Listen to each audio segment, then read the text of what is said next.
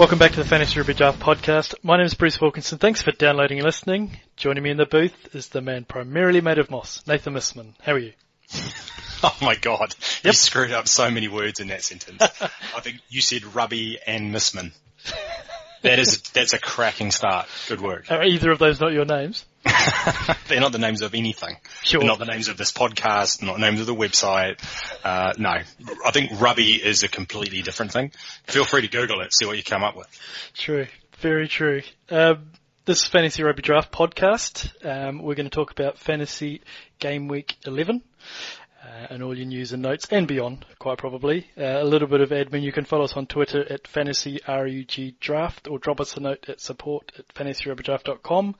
A little note to say thank you to everybody who got in touch with us last week to help us clarify the All Black resting debate that we've been having around, when players are going to be rested. A bunch of you got in touch with us just to clarify that it is just up to, or at least they have to have their rests in before the June tests against France. So a much more abridged window to get those rests in, which makes their job a little bit easier to try and pick and choose when they're probably going to have rested, but it does mean that those with 2 left have only got 5 game weeks to do it in. So thanks all for getting in touch, putting in God's work. I did read that, and I thought, well, I could go back and check and see what it was that you said about that, and then I said, no, never mind. It's not that important. But, the other thing that's good about it, of course, is it immediately means that there's no reason for those guys to be rested during the playoffs, which is kind of the main thing for a lot of people. Yeah, that's a good point. I think the point that I was making on the last podcast was around the Highlanders, and the fantasy final was against the Rebels. So I think I was kind of floating the idea that they could have a possibility of resting players then, but it turns out Major went a different way and decided to rest Naholo. It's interesting to see which way they go next week, or at least this week, but we'll get into it in a bit. Let's start with the Hurricanes. What do you want to cover off here for the Hurricanes?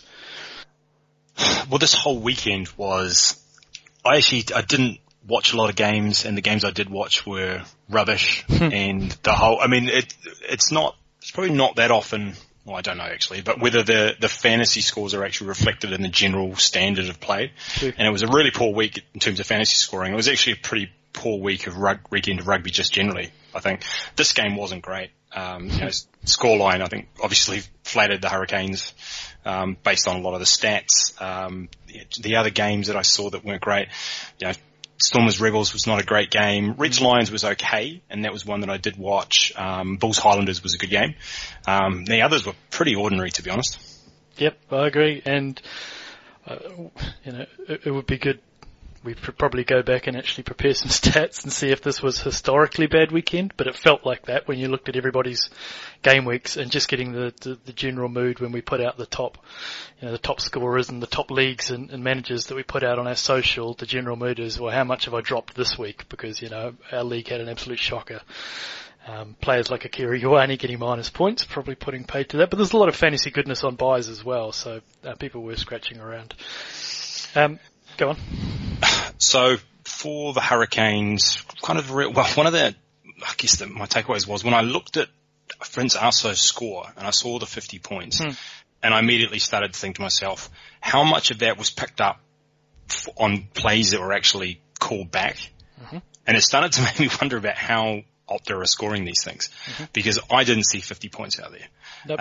I think there might have been some clean breaks and other things that were ultimately the try at the end of it was discounted, but they still counted those things. It's the only way I could see how he'd get to 50.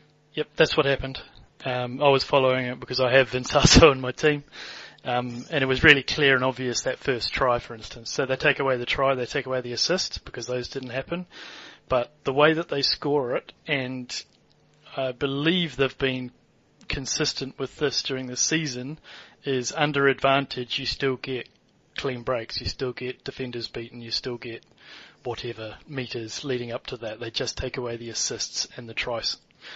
So whether that's right or wrong, they've been fairly consistent all season on that. I think A couple of folks have pulled out some scenarios or some specific instances where that isn't the case, but look, you're probably asking the wrong folks. We source it from a third party, so you're best to ask Opta exactly how they rule those under advantage. But certainly in the situation they did for Arso, all they did was remove the tries and the assist on whoever gave it.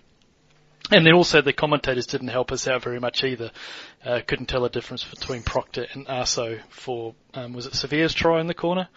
Where 3 of them said that it was Proctor flicking it out, and I think it was only someone on the sideline that picked it up 10 minutes later that said, hey lads, that's actually Arso that did that assist. Well, they did exactly the same thing last week. Yeah. So it's just an ongoing issue. It's true. Very good. I've taken to listening to the games, or watching the games, with the alternative commentary, which is actually no commentary at all. It's just in New Zealand on Sky anyway. It's just ref mic and crowd noise, and it's brilliant. Just listening to a Kanye West album or something at the same time. yeah, just pumping around in the background. Yeah. So one of the questions, now this is probably going to come out Thursday morning New Zealand time. One of the questions is going to be around the Hurricanes' makeup of the back 3 and how they're going to structure that, because there's a lot of mouths to feed back there. I expect Laumapi to probably come back into midfield. This is a pretty big game. The Lions, whilst they may not be in super form, I think there are other matches that the Hurricanes probably could target to kind of ease off the foot a little bit, or at least give some a bit of rotation. But I won't lead the witness. What do you think might happen in that back line? No idea. Okay, maybe I will lead the witness then. I have a feeling Chris Boyd would, and he seems like a kind of very cerebral type person, the way to placate most of these guys, and the way that I think he actually wants to go, would be just to look at minutes played and then say, I'm basing my decision on that. Because Julian Severe's had a lot of minutes. And I do wonder if he wants to run with that Laumapi, Proctor, Arso, Lamb, Barrett, and he likes Milner Scudder off the bench, and certainly this early in such a big game, I'd be a little bit surprised if they thrust him in there. But I wondered if they may say, look, Jules, you've played most of the games this season, and it's a nice kind of ready-made excuse to just look at stats and say, hey, we're just basing this off minutes. But that's pure speculation on this part. But I guess it's a long way about saying don't get rid of Arso until you see a team, because I think that's what most people are nervous about. Certainly with the makeup on the bench as well, because I'm not sure.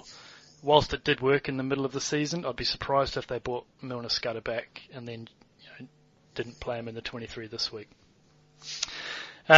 So there is the Reds game in 2 weeks' time, which I think is the option for the Hurricanes to perhaps rest Laumapi and anyone else they need to. Lamb doesn't look like he, even though he may be in the frame.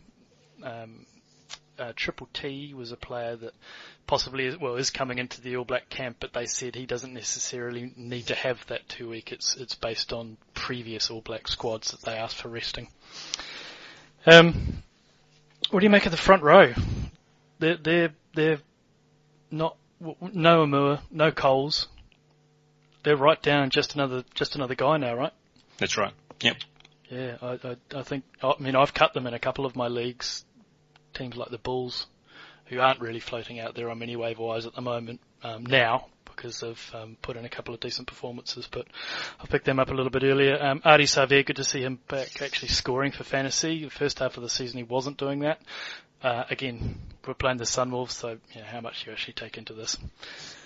Anyone from the Sunwolves that you're actually holding onto this week? Well, it's Michael Little, obviously.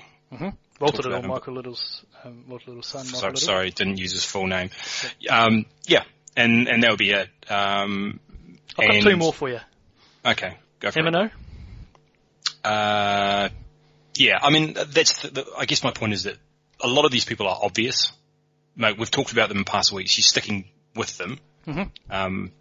Like if we're suggesting names, it's like if it's not somebody perhaps that's out of the ordinary, then I'd suggest that people that are listening to this are probably people that are, they're pretty clued up, and they probably already have these guys in their teams, and they would have been picked up in most leagues, and so you're kind of like not really telling people anything to say, well, Jimenez, he's pretty good. Yeah, I think a few people might be thinking of pulling the trigger and benching him, though. Or, sorry, not benching him, cutting him. And I'm of the ilk that I think was number 3 in average points for a lock, and there's a decent gap there between the rest.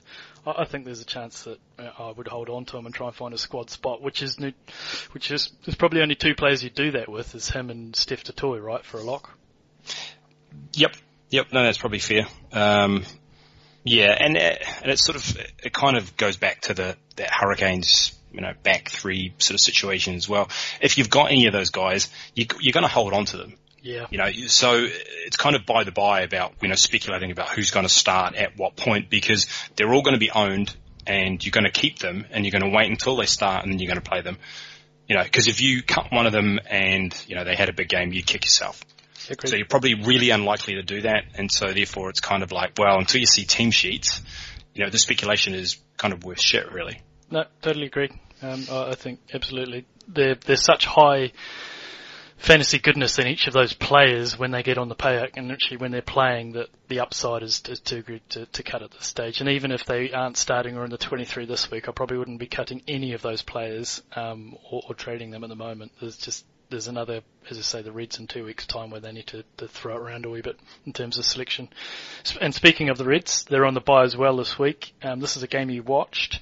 I'll ask the same question that I asked you about the Sunwolves. Which players would you be holding on to in the Reds in terms of keeping in your squad?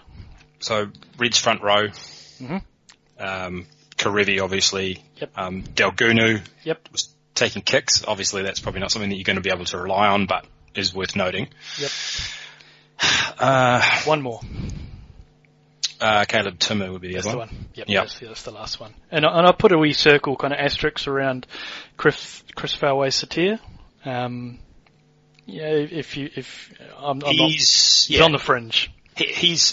I own him, and he's not a player that I'm going to drop because I think he's kind of done enough, and he's a bye week filler, and he's better than probably any bye week filler that's out there on the waiver wire. And plus 2 games versus the Sunwolves in the next X amount of weeks. So the next one literally is after the bye is the Sunwolves. That's right. So you're probably going to hold on to a few of those fringe players where you might not ordinarily do that. Yeah, and Sunwolves again in the final as well. So I'd say any kind of starting Reds player that has fantasy value, which is basically just the guys we've listed, you're going to hold them. Which leads nicely, actually. It's good a time as any to bring up a trade that I was discussing with you a little bit earlier today, or at least I'd thrown your way. I haven't had any feedback yet. I thought this would be a good time to do it. So I asked, I asked Mafi for Timu, and talking about you. This is in the X-Podcast League, where you have a commanding league.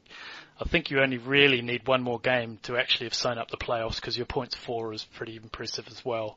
So you can afford to lose probably lose 4 of the next 5. So I was thinking, well, not so much as Timu for the next game week, but for the final. What's your thoughts? What's your initial thoughts? Initial thoughts, well, just that it's just his consistency. I'll play Murphy against any team. I don't have an issue. And there was that game, I think it was the Stormers game, which was possibly the week before last, I can't remember, and I pointed out that it was, he got his, whatever it was, 15 points just from carrying the ball. It wasn't necessarily even from sort of beating defenders, wasn't from making breaks or big plays, just consistently, they go to him so often. And you can rely on that. That's what you want to hang your hat on. It's if you can find players, in the loose forwards or some of the other, not so much outside backs, but that just constantly churn out meters. That's gold, because it's something you can rely on. It's repeatable. Obviously, if you've got and there'll be players that are in there. And Timu's an example, actually. I think then you take an intercept and take it to the house from somewhere near sort of halfway. You can't rely on that kind of stuff. He just does it. You can't take that out of his stats. That's his bread and butter. He's just a try maker. Yeah, that's what he works on in training. He just stands in the back line and just takes intercepts and just basically annoys the shit out of them. But that's what I mean, is it's just that repeatability. Sure. Murphy, day in, day out, what he's going to do, you can rely on it, and that's kind of what I'll be looking for. So looking ahead into your crystal ball that you have, ranking them in that final week, the Rebels away from home against the Highlanders or Timu at home against the Sunwolves? Yeah, I mean, on the surface of it, you'd say Timu, but I think I'd still probably go Murphy. Okay, all right. Yeah, No I'd still go Murphy just because it's not just about the final, right? No, agreed. No, and look, I wasn't going to bring up and shoot my case down, but yeah, you've got the semi-final to get through the 2 legs as well. I think you're probably better to have Murphy over those 2 legs. I need to win now in that league, and I have been needing to win now for a few weeks after a pretty poor start. So, yeah, I was needed to get something at loose forward this week because Michael Wells and Tyler Ardran were taken off the waiver wire this morning in front of my nose. No, okay, fair. And what if I said Michael Hooper? Michael Hooper for Timu. Yeah, I'd do that, I think. You're thinking about the 4 weeks against the next few weeks against New Zealand opposition? Not so much about that. Probably just going back to, I mean, he's another sort of super consistent player, but I think if I was to pair Murphy and Timu, I'd feel much more comfortable than I would with, Hooper and Timu, for instance. Yep. Okay. All right. Fair enough. Let's move on. So yeah, we talked about the fun Wolves. What do you know? Anyone? Lions. So you saw this game. The Egg Chasers podcast, great bunch of lads, good podcast if you haven't listened to it. They mentioned, because Yako Creel's just been signed for Gloucester up in the north. Bit of a sad day for fantasy rugby managers everywhere. Yako is an absolute beast. But they're talking about wanting to get the signature of Van Rensburg as well and get that sewn up really quickly. But I'm not entirely sure they've seen a hell of a lot of Van Rensburg this season, because to me, I'm adding him to my list of players that we need to wind back our expectations for. Are you in the same camp?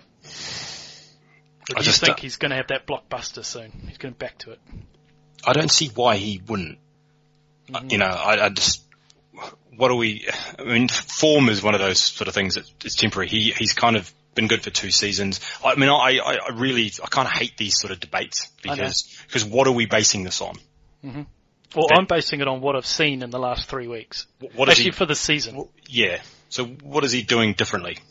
Has he lost 30 kgs, gained 30 kgs? I mean, what's different about him? Does he look slow? Is he dropping the ball more than he usually does, which is, something he was a little bit prone to, but, it's one of those things that how can you sort of quantify why you're giving up on a player?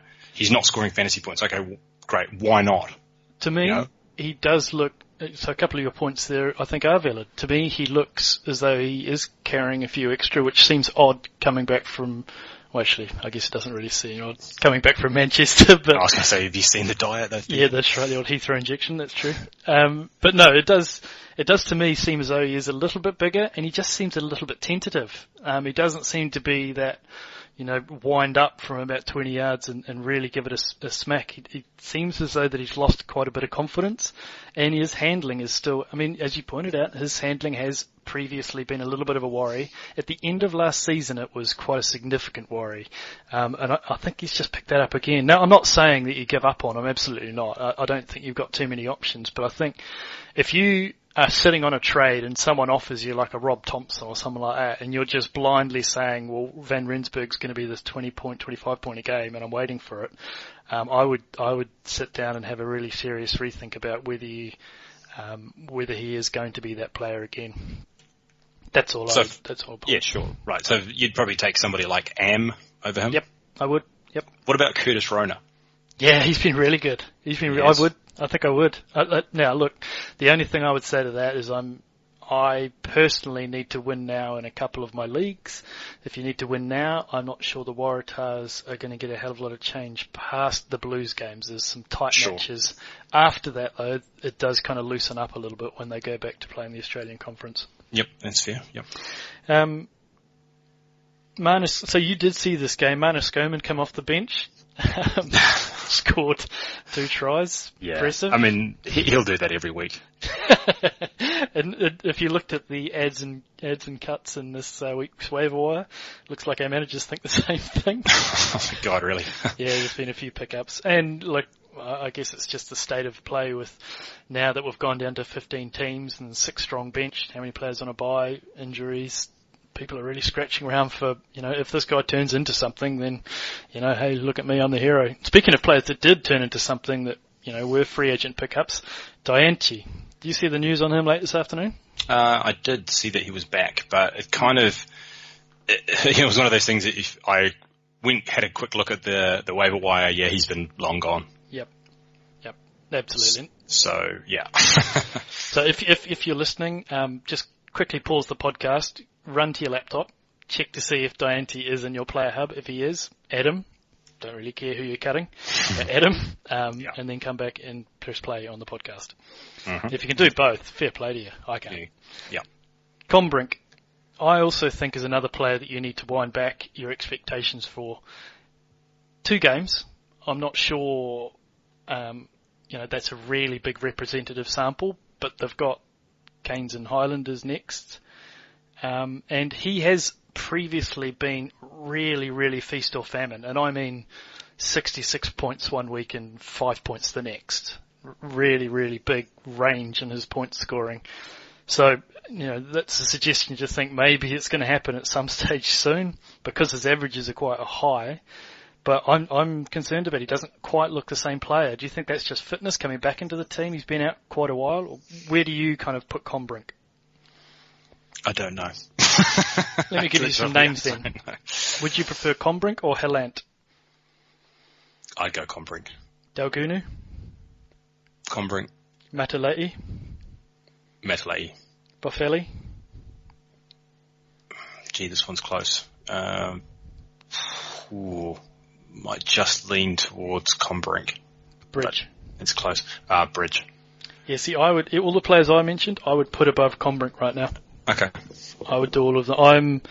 I think he'll be good. But feast or famine is just a lot of famine at the moment. And I think right now you still can probably get enough of him from his name. Yeah. If he was going to trend down. And to be honest, it may be worth taking a gamble the other way as well. Yeah, that's true. Going back to Lions, going back to Africa. Yeah. And I think part of it comes down to as you were saying earlier, the situation. So when you mentioned that name, I think, that'd be a good guy to sort of have on my bench to just see how he rides out.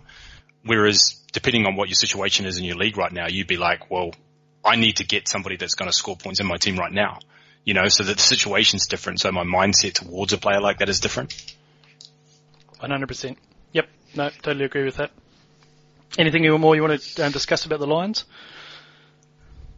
No, we talk about Marks every week. We don't need to. Yeah, heard of him. He's good.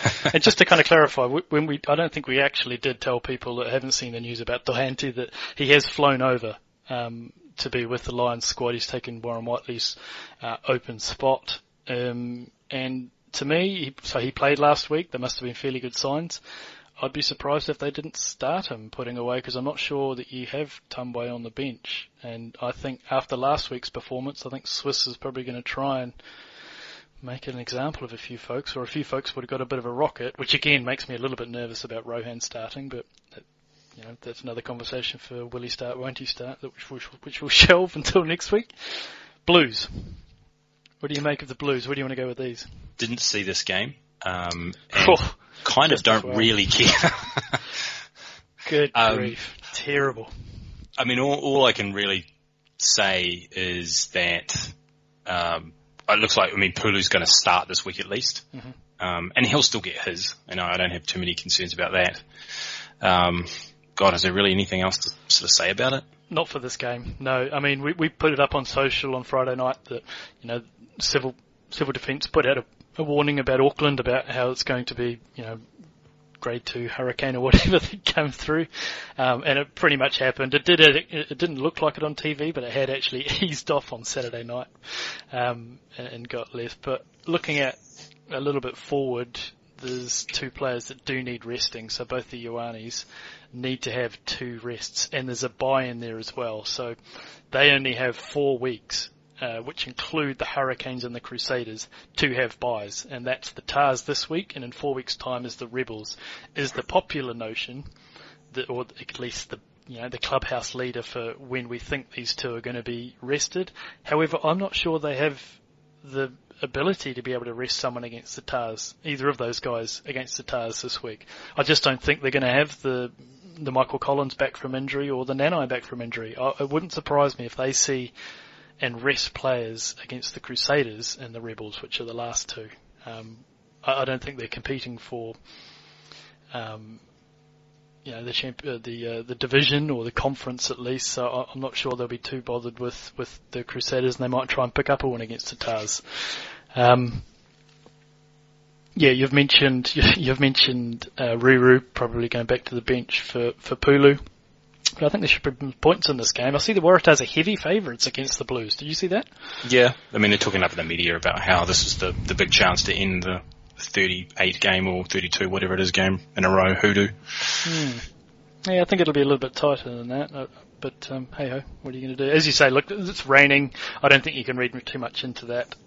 Jaguares, same thing, rain. The only point I wanted everyone to make was the team was announced this afternoon. Good to see Moyano back for Delgai Gigu. Yep, yeah. Noted that, yeah. Anything else from the Jaguares that you wanted to talk through? No, there isn't really. I don't think so. I think all of the usual suspects in that backline are decent players. And moving on to the Brumbies, so we've got 6 weeks for Chance Penny. That means we get to see a little bit more Jimmy D, I think, isn't it? Possibly, I guess. Yeah, I think that's probably like a bit. I mean, Dag goes out for how many weeks he's going to be out for. I wouldn't be surprised if it's a long, long time. Crusaders team was named this afternoon with Goodhue and Richie Mo'unga starting. Interesting to see the make-up that they went with Bridge and Tamanavalu and Havili at fullback. So again, they're loving this super sub Matalei, but I'm still probably putting Matalei in my top 10 of starters this week, right? It's crazy. Yeah, I mean, of course, he got a lot of minutes last week because of the injury. Yeah. But, you definitely think about it. He's been doing this frequently, though. Like he picks up at least a try. He's an absolute beast. Yeah. No, I mean, look, he's been fantastic. If he was starting, it'd be, a no-brainer. He's probably, like a top 5 play at the moment, No, absolutely. Yeah. So the only other thing, and it's actually, you asked me about this this morning, and that was about Rob Valentini, who, I don't know if you asked me about whether it was just a specky or not, but it wasn't. He's been playing club rugby, and they're talking about him coming back after the bye. Okay, all right. So, nice. Like I said, depending on your position, if you can afford the bench spot, which I could, I just thought, well, here's somebody that could be a difference maker towards the end of the season, so I'll take a stash at this point. Yeah, and so if you're listening to this, you need to make an educated guess about whether the rest of your league is going to be listening to this podcast. If they aren't, then you can probably wait till the end of the game week, figure out if you've got any of those players that have got 1 or 2 games to go, and then do a swap, so you don't have to get into a bit of a shit fight at the waiver wire next week when it undoubtedly is going to become news. Because, yeah, as you pointed out, he's playing out of position, loose forward, and there were big raps on him coming into the season, so I think big opportunity there if he does actually come back from injury well and gets straight back into that Brumbies team. They could use a little bit of it, to be honest, especially with Isa Nasarani looked like he picked up a knock as he's coming off as well. Brumbies front row has kind of come back to the pack a little bit. They do have the Rebels and then go to South Africa after that, so maybe there's a little bit of light in the tunnel with them, but yeah. There's a few other front rows that I'll be leaning for. I actually picked up Samu as a bit of a speculator earlier in the week as well in the waiver wire, and he is starting at blindside, so it's him, Taufu and Matt Todd. Pretty strong Crusaders team, I must say, for playing against the Rebels. They're expecting a big run out. I see Cody Taylor's not in the 15, but apart from that, it's a pretty strong team. Anything more from Brumbies Crusaders? No. No, I don't got anything either. Highlanders, where do you want to go here? Do you want to speculate on who's going to rest or not? No, I'm happy to leave the speculation parts to you, actually. Excellent, cool. Frizzell, now they're at Durban at sea level, possibly get a little bit more of a run out. They trotted out the Dixon, a little bit more experienced, and they played at altitude before. I just wonder if maybe they give Frizzell a little bit of game time here. I expect Naholo to be back. He was in the tour. I'd be surprised if they took him on a tour just to go big game hunting.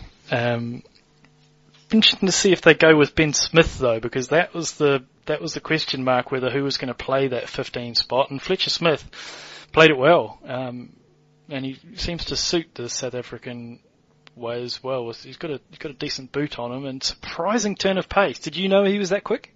Oh, of course, yeah. It's part of my scouting report. Yeah, absolutely. But, he cut some swathe through there. He was really impressive. But yeah, it'd be interesting to see if they stick with him at fullback. He would have picked up quite a few points had he not been binned. Pretty clear-cut binning, I might add. Anything more from the Highlanders? Not really. Bulls. So I expect Ishmael to come in for John Ben Kotzer. That's the way that they swapped each other out this week. Pollard putting his best performance of the year. Really, really impressive. What I love about Pollard is you see a lot of players who are whooping and jumping on shoulders and high-five and running around with, rightfully so, celebrating tries or celebrating great moves. He is stone-faced. He is absolutely, he just runs back to halfway. Even after that, intercept that he took, and ran it underneath the post. He is just pure about, right, what's the next job? Really like what I see from him and starting to come back into a little bit more form. Now, again, a lot of those points, big points that he put up was an intercept, so it's not absolutely repeatable. But he's a minimum kind of 10, 12 pointer each week with significant upside as well. So you reckon he'd be the guy running and getting the ball out of the goal and running back to halfway? Yeah, exactly. Trying to get everyone to come back instead of off celebrating? Yeah, absolutely. I've tried to get a little more few shares in Pollard, and I've got a little bit of them. They've got a nice set of fixtures, the Bulls, and they're playing good rugby. The only kind of real downside to Pollard is the Bulls just flat out aren't kicking any penalties. They are straight from the Hurricanes Crusaders playbook of last year and this year, which is just kick from the corner from pretty much anywhere. Even from, I've even seen them do it from right in front, and it's really quite tricky to get that ball to the sideline and not kick it dead. Your angle is horrendous there, and they don't take the three. So, yeah, I think he's a really good player to come in, and he's starting to get into that, top 5 fly half conversation. Interesting. Did you see how the Bulls were counteracted their maul attack? Did you see any of those highlights? Did you see what the Highlanders did? No. What? So they were doing the classic clever, don't engage. Right. And then come round. So, they asked the ref to make sure that they were aware of where the ball was in the maul and that it hadn't travelled to the back and that the line-out taker still had his hands on it. Mm-hmm. And if he didn't have his hands on it, they tackled the front man and got the accidental. And if he did have his hands on it, they went round the back and they pincered them. And at one point there was one of those Mexican standoffs where it's like, well, you can't move the ball forward when you're doing it that way. And they were just standing there. It was really, really clever. But I wondered, that was a long way about saying, I wonder if this is going to be a way that maybe the Bulls front row is going to be counteracted, because there is probably only 2 front rows that I would prefer right now ahead of the Bulls. And tell me if I'm high or not, but the Lions and the Reds are probably the only front row that I would look at the moment, and I'm not even sure I'd do the Reds. Okay, yeah, it's pretty ambitious. I mean, I think I'd throw the Chiefs in there in the mix of good front rows. Liam Polwart starting this week. Sure, we scored last week, so yeah, last game out. Sure. Sure. Anyway, I think those are the 4. I'm pretty high on the Reds. I just think the upside of the Reds is probably a bit more. Yep, and we did talk about the Sunwolves and their fixture list as well. It's decent coming up. It just seems that all they want to do is, whenever there's a penalty anywhere, is just engage that maul, just like, kick it to the corner and just get Adrian Strauss to score those tries. And it seemed, up until last week, it did seem fairly unstoppable. Right, let's move across to Stormers Rebels. What do you want to make of the Stormers? I guess one of the biggest talking points, and we talked about it on the Start of Bench show, was Damien Willemse. So he's away at the under-20s now.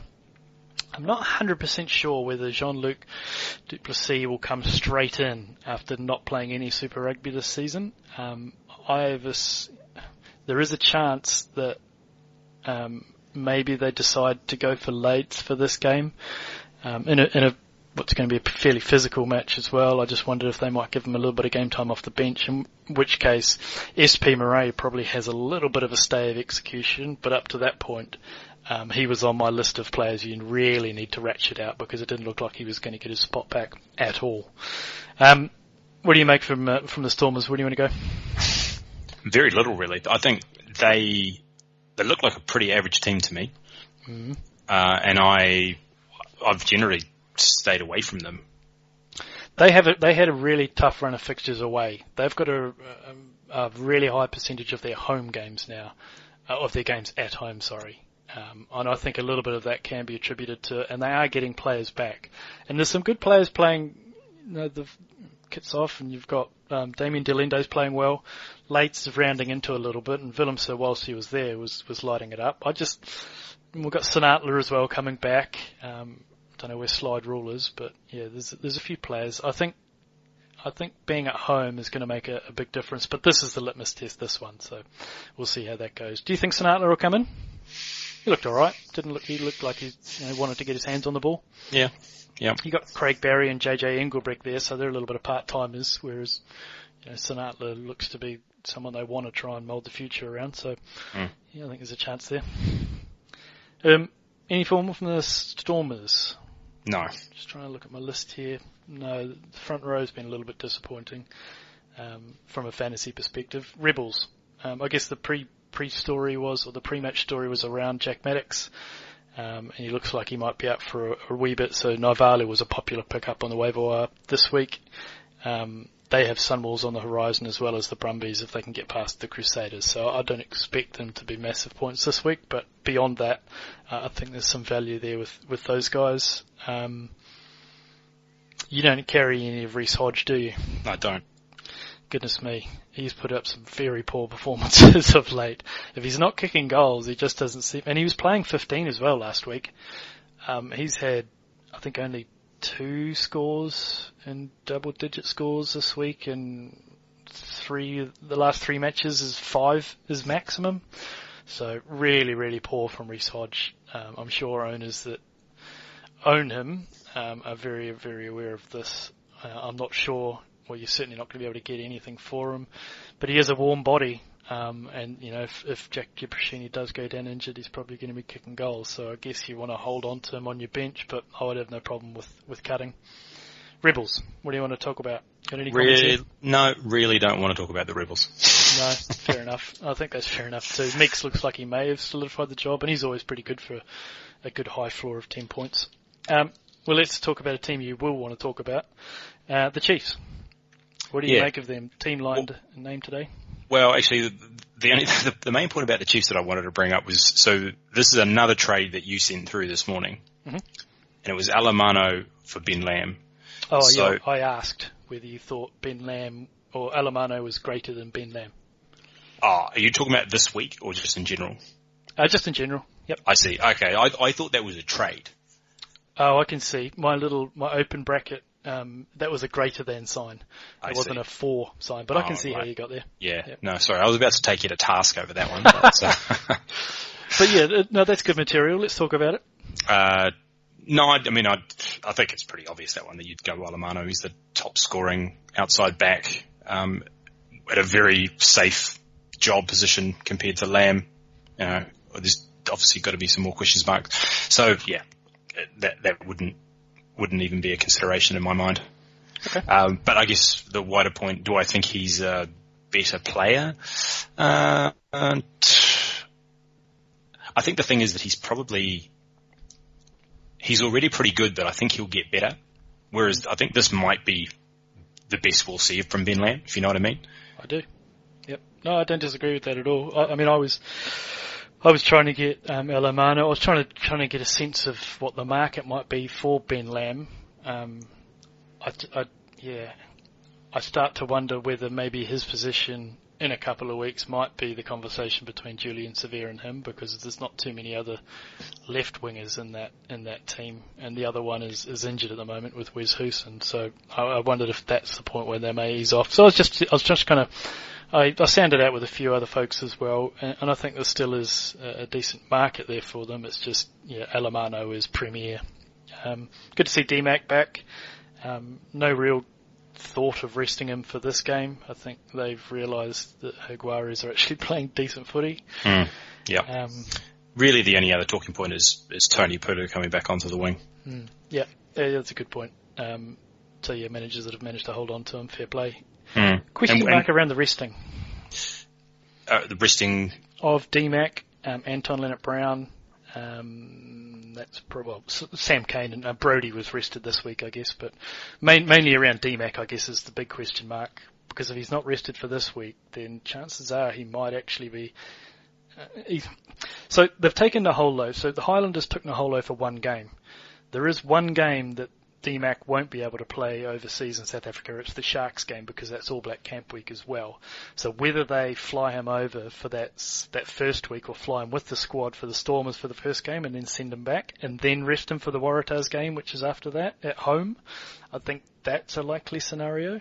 I think a few folks were thinking if he wasn't going to be playing that Sharks match, then they wouldn't have flown him over at all to play the Stormers, but I think there's precedent now, and we're seeing that with Naholo and Ben Smith as well. So just a point to be noted, but I don't think there's much you can really do about that. Marty McKenzie's not putting up massive points when he starts. Tian Falcon's out with a broken wrist or something like that. Can I just stop you there? So that All Black camp is what date? It's the Sharks match. You'll have to check what that is. I think it's the middle of May somewhere. It's the Sharks away. Okay, so you're saying that he'll be in New Zealand and they'll fly him over after that?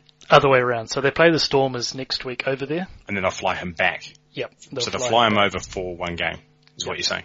Right. Yep. Which is a little bit different from the Naholo thing, right? Because I think Naholo he's been there the whole time, but just didn't play. Yep, that's right. But in terms of taking up a seat. Yeah. This is almost more advantageous or more in favour of him being able to fly back, because he's not there for that extra week. Sure. And he gets his air points either way, so it's all good. True. Very, very true. Waratahs. So, Nick Phipps covering himself in glory and covering other things in glory. Did you see that article? Yeah, I did. It's just one of those stories that I'm just can't be bothered talking about, to be honest. Folau, though, right? That's going to be the story. It is, yep. No, it is. Look, I think the Waratahs are looking at it all the wrong way with the Nick Phipps incident. I think they need to look at it from the angle of, if that's the only thing that happened on his stag do, then this guy should be promoted in the leadership, and he should be, hailed as a hero. If that's the only thing that comes out from his stag do, then they've got away with murder. But yeah, let's go back to Folau. Probably starting on the right wing by the look of it. Hegedy at fullback. Curtis Rona. That's the way you think they'll go? Yep. Right. Yep. Do you think there's a chance they may switch it back and put Folau back at 15? I have no idea. Okay. And it's once again one of those things that, like, you're going to play Folau no matter where he is. Mm-hmm. And Hegedy was a fly half, so chances are you weren't actually starting him anyway. Yeah, and I think if you're doing something really with Folau, you've probably done it already before the game week or during the game week. If you've held on to him, you're holding on to him. You're starting him for this week. Yeah, exactly. And Alex Newsom's terrible anyway. So. Although you might think about playing a guy like that against the Blues. Yeah, I wouldn't, but you might think about it. Yeah, that's very true. Very, very true. Wells, decent form at the moment as well, so I think he's been mentioned it before, a popular pickup. So I think this, as you mentioned, it's against the Blues. Be interesting to see how that kind of pans out, but he's been someone that I certainly have been targeting to try and get over my Caleb Timu-ness. Sharks. I don't have anything on the Sharks, apart from to say keep an eye out to see whether Van der Merwe starts. Acker. That's about all I've got. Obviously, Mpimpy's the talking point, but there hasn't been much news coming out of the camp from them. No, it's just another one where you just you don't know much until the team sheets come out. Mapimpi got the start. He was all right. Just kind of is what it is. Yep. No, agreed. All right. That's probably looking at the time. It's probably enough for us. Cover the teams there. Anything more you wanted to chat? I've been crunching a few numbers. It's not something that we necessarily have to get into now, but I previously we'd looked at, different positions and how they go against certain teams.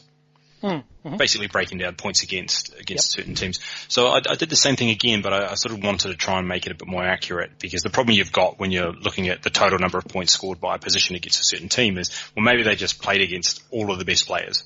Yep. So it can give you sort of some false numbers there.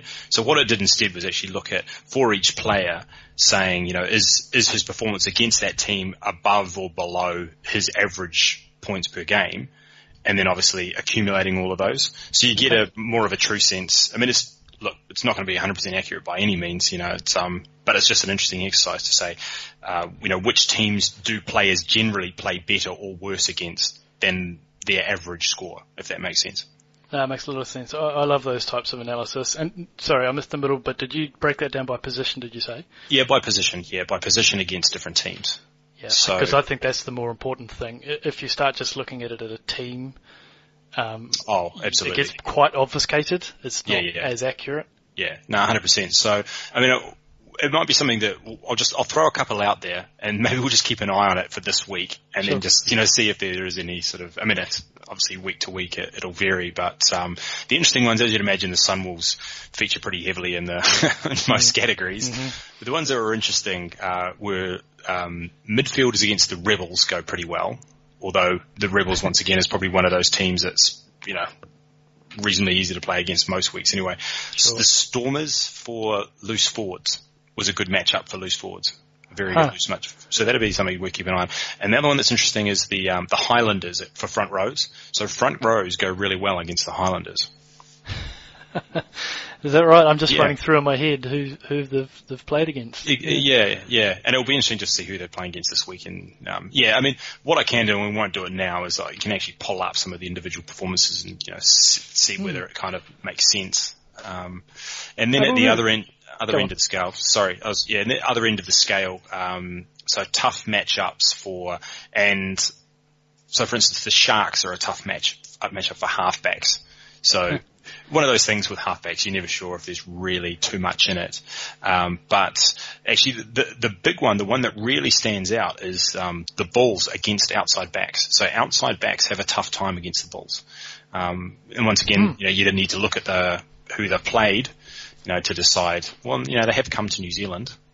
So, that's really interesting. Yeah, it is interesting. So, it'd be interesting to see maybe over time, over the next couple of, if anything sort of pans out from it. And loose forwards against the Rebels. Now, obviously, the Rebels are a team that feature pretty prominently in a lot of the other categories for being good to score against, but not for loose forwards. Loose forwards have a bit of a tough time against them. Interesting. Yeah, that's fascinating. I think Game Week 11 is enough of a sample to be able to start trending these out. I do. I like some of those. Immediately off the top of my head, when you mentioned the Bulls outside backs, I went to that Sharks match when Cozy and Vovo and Bosch got 5 points between them or something like that. That's right. Yeah. Yeah. No, there's something there. I like it. And just one last one to finish off. Just front rows against the Chiefs. So front rows struggle against the Chiefs. Jesus, ironic, isn't it? Well, Chiefs can't actually put out a front row. Yeah, exactly. Yeah, not only are they one of the top scoring ones, but they're restricting everybody else. So maybe that's the secret. You just change your front row every week. You just get somebody off the street who's fresh. Yeah. Doesn't have a tell. Doesn't have his hips drop or his spine drops. Yeah, exactly. Tag along with him. They try and do the video on him, and it's like, look, we've literally never heard of this dude. Yeah, exactly. That's wicked. Love it. All right, good man. No, appreciate that. Actually, we'll have a look at that again next week. Maybe we'll start with that and go into it, because I like that type of analysis. I think that's quite useful for managers to be able to shape how they start bench players. Really good. All right, you can follow us on Twitter at Fantasy Rugby Draft. That's Fantasy RUG Draft, or drop us a note at support@fantasyrugbydraft.com. We won't do our 4 in form brought to you by Manager Pro this week. We'll shelve that for this week. It's interesting enough. God. You might have got it this week though, because there's a lot of hurricanes in there. after last week's performance against the Sunwolves. Anyway, that's enough for now. My name's Bruce Wilkinson. He's Nathan Mossman. Miss me. Now to your repeater. What a bust here by Christian Cullen.